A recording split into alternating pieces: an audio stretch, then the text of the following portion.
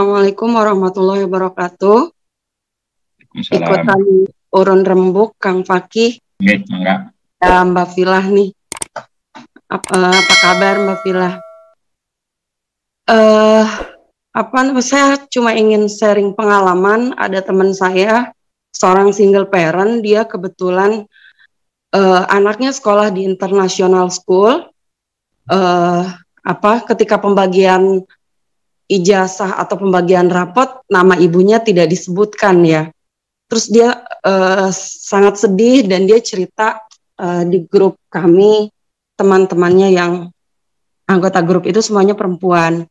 Nah, terus kita dukung dia untuk advokasi ke sekolah dengan mengirim surat. Akhirnya dia kirim surat ke sekolah dan pihak sekolah minta maaf. Saya cuma ingin menegaskan bahwa memang ada peran lembaga pendidikan sangat kunci juga, Kang Fakih dan ibu-ibu semua serta bapak-bapak ikut melanggengkan situasi itu gitu. Jadi seolah-olah dengan tidak menyebutkan itu menghilangkan peran ibu gitu.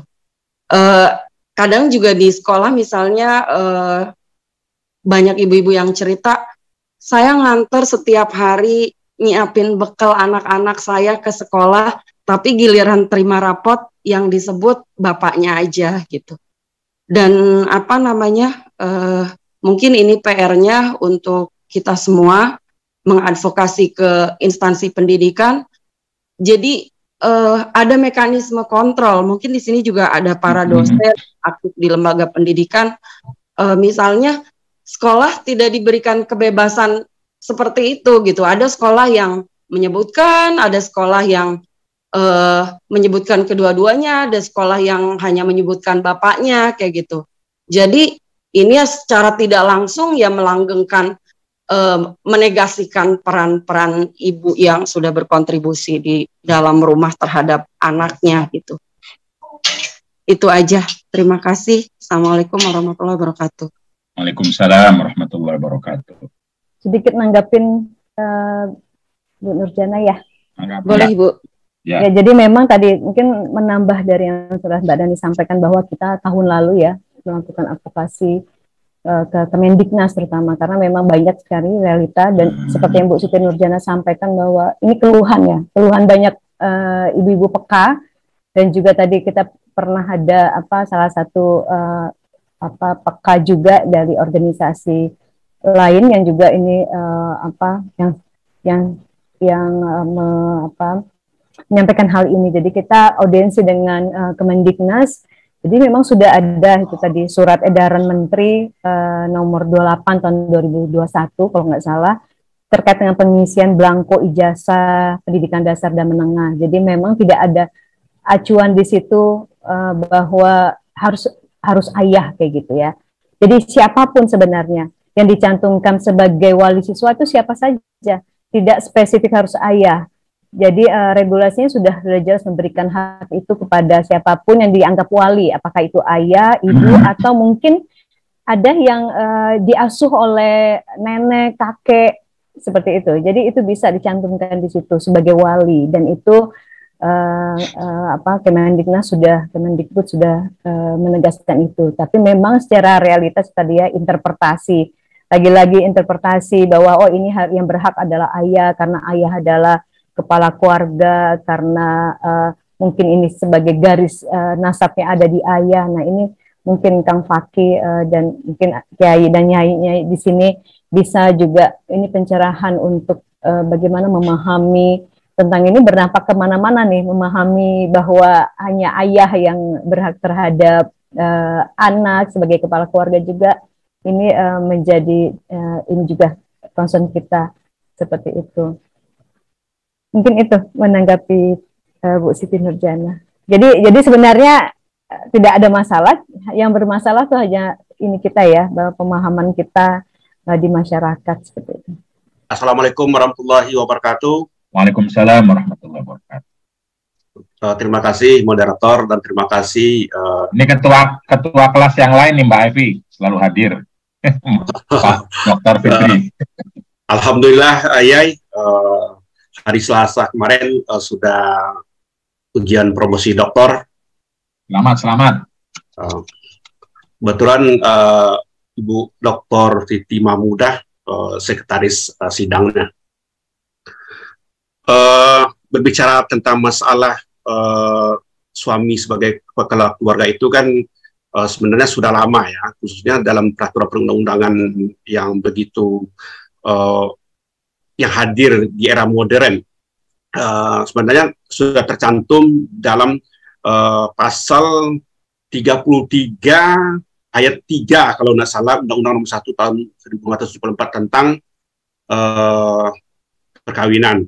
Kemudian 2 bulan yang lalu itu saya sebagai pemakalah kebetulan diskusi hukum IKHI wilayah 1 di Lampung dengan judul reformulasi konsep nafkah dan pengaruhnya terhadap perkara perceraian di pengadilan. Sebagaimana yang kita ketahui dan pernah saya sampaikan juga, ternyata kan hampir 90% perkara cerai itu, khususnya cerai gugat itu, diantaranya itu adalah perstek ya, diantara 10 perkara itu 2 adalah 8 diantaranya itu adalah perkara cerai gugat.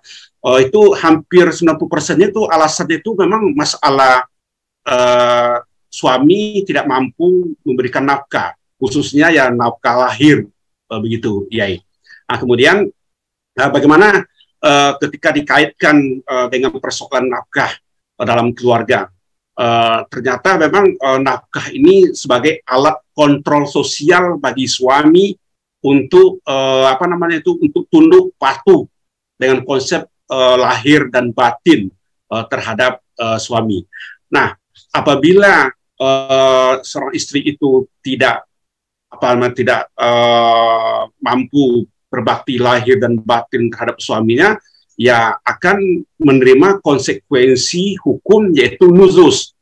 Dan apabila konsekuensi nuzuz ini terbukti di pengadilan, maka ya konsepnya itu atau konsekuensinya itu ya akan terjadi yang namanya ketiadaan nafkah akibat perceraian sebagaimana dalam pasal 152 KHI. Nah, kemudian ya kalau saya sih sebagai hakim sudah mencoba ya bagaimana bahwa karena memang konsep nuzuz ini dalam beberapa negara modern seperti negara Irak saja, meskipun nuzuz itu masih dicantumkan di dalam undang-undang hukum keluarganya, ternyata tidak ada tidak dikaitkan dengan nafkah. Demikian juga apabila saya baca di kitab Al-Muhalla Ibnu Hazm itu bahwa konsep nuzuz itu tidak ada kaitannya dengan nafkah. Karena nafkah itu memang kewajiban suami apabila setelah terjadi akad. Apabila terjadi akad perkawinan, maka ketika itulah bahwa seorang suami apakah istrinya itu dalam keadaan nuzuz atau tidak, dalam keadaan balik atau tidak, maka wajib hukumnya bagi seorang suami untuk memberikan nafkah terhadap suami. Sehingga kalau di Irak itu tidak dicantumkan lagi nuzuz itu penghalang seorang istri mendapatkan nafkah, baik itu ketika dalam keadaan rumah tangga ataupun dalam ketika sudah terjadi perceraian. Nah, kemudian karena memang kadang-kadang perempuan itu adanya beban ganda tersebut, ya kan, terobosan hukum keluarga itu khususnya di pengadilan itu bisa jadi bahwa seorang suami seorang suami yang tidak bekerja, kemudian istri yang bekerja di rumah tangga, maka ya bisa jadi saja secara sosial bahwa ketika terjadi perceraian itu bahwa seorang suami itu tidak mendapatkan pembagian harta bersama, atau ketika suami lalai memberikan nafkahnya dalam rumah tangga sementara istri bekerja di rumah tangga, dalam rumah tangga itu, maka dalam rumah tangga itu dapat saja seorang istri itu istri bekerja di rumah tangga itu, yang mengurus rumah tangga itu dikompensasikan sebagai upah gitu. Maka ketika terjadi perceraian, ya bisa jadi secara keadilan keadilan filosofi atau moral justice, seorang perempuan itu dapat diberikan hak